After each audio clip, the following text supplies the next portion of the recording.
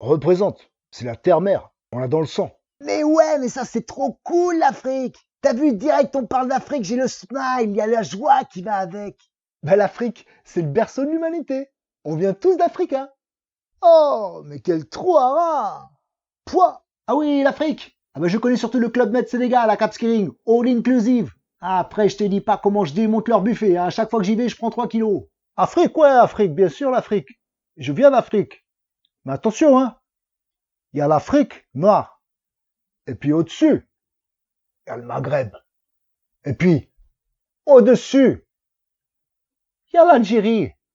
Nous sommes le peuple le plus ancien du monde. Notre histoire est vieille de plus de 6500 ans.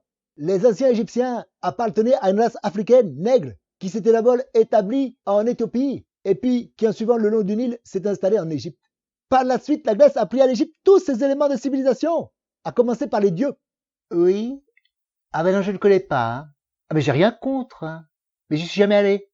Ah ben si, une fois, je suis allé à Marrakech, au Festival international du cinéma méditerranéen. L'Afrique, c'est un continent martyr. C'est grâce à lui que s'est construit la mondialisation. Ah, l'Afrique.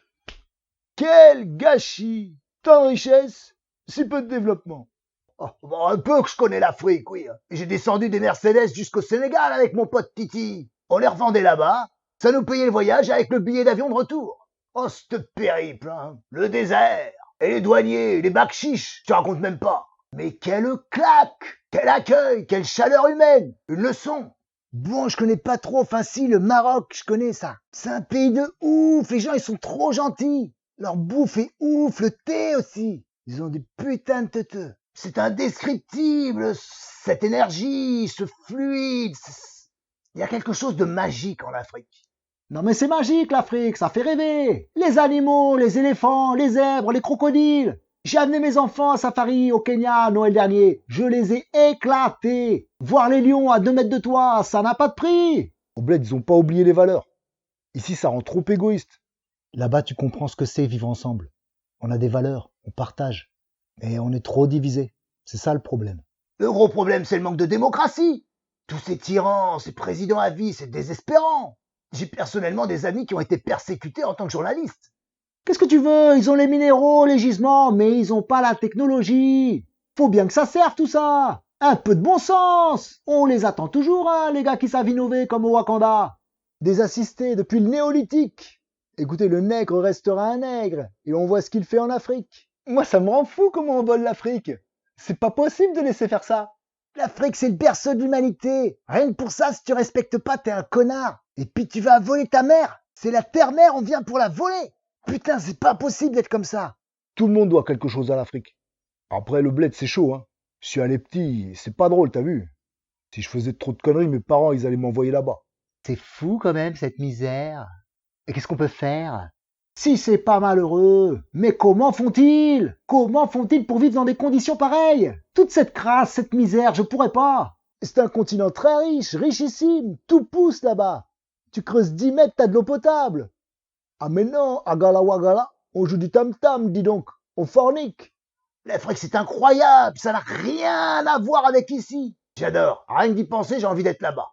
Les Sénégalaises, la beauté de ces femmes, ces boubous, ce port altier. Et la cuisine, mais c'est exquis. Ça y est, j'ai envie d'un thieboudienne. Les dieux égyptiens étaient noirs. Osiris était un Anou. Anou, c'est un Nubien éthiopien, la première race de nègres ayant occupé l'Égypte. Pareillement, Thoth, le dieu de l'écriture, était un Anou aussi. Les textes des pyramides et le livre des morts, qui relèvent de la culture Anou, appartiennent donc à la littérature nègre. Laissez-moi vous éclairer. Les pharaons étaient ethniquement proches des populations phéniciennes, comme l'ensemble de la région avant les grandes migrations arabes. Ramsès II était roux. Toutankhamon avait un patrimoine génétique similaire à 70% à celui d'un Européen.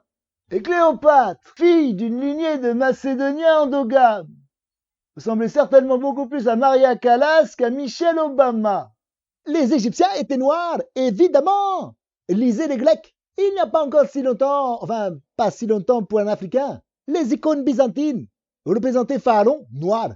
Il faudrait aussi rendre aux Africains ce qui est aux Africains, en arrêtant d'employer des expressions comme théorème de Thalès, théorème de Pythagore, pour désigner des concepts mathématiques nés en Afrique, bien avant l'arrivée des Grecs au pays de Cham.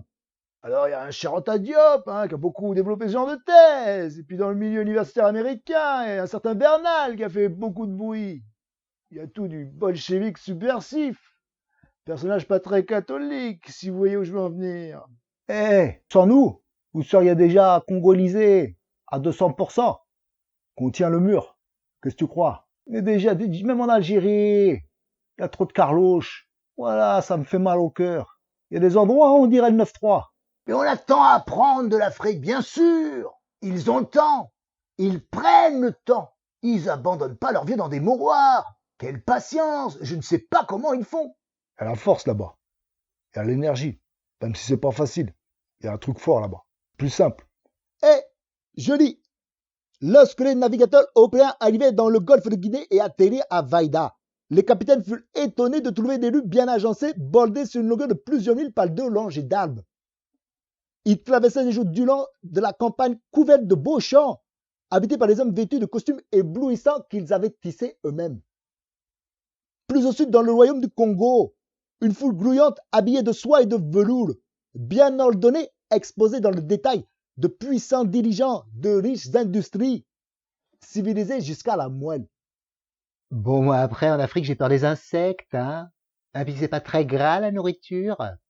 Oh, et puis se barrent tous de ce continent maudit, pour venir ici nous polluer avec leur vie de parasites et plastronner haut et fiers avec leur africanerie.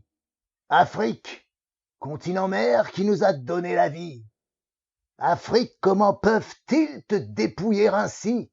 Afrique martyre, Afrique sacrifiée, Afrique scarifiée, Afrique... Non, mais la vérité, tu veux savoir, moi j'ai fait dans l'humanitaire, oui, j'ai créé un dispensaire pour les aider, mais c'est normal, on n'est pas des chiens. Après, je te dis pas, j'y suis retourné au bout d'un an, le responsable, un Africain, il avait vendu tout ce qu'il pouvait. Il n'y avait plus rien, le mobilier, même les fenêtres, même les tôles du toit, il les avait vendus, ce bâtard. Voilà la vérité. La seule culture universelle, c'est la culture africaine. Je vais vous dire pourquoi. Culture universelle veut dire culture fondée sur l'univers.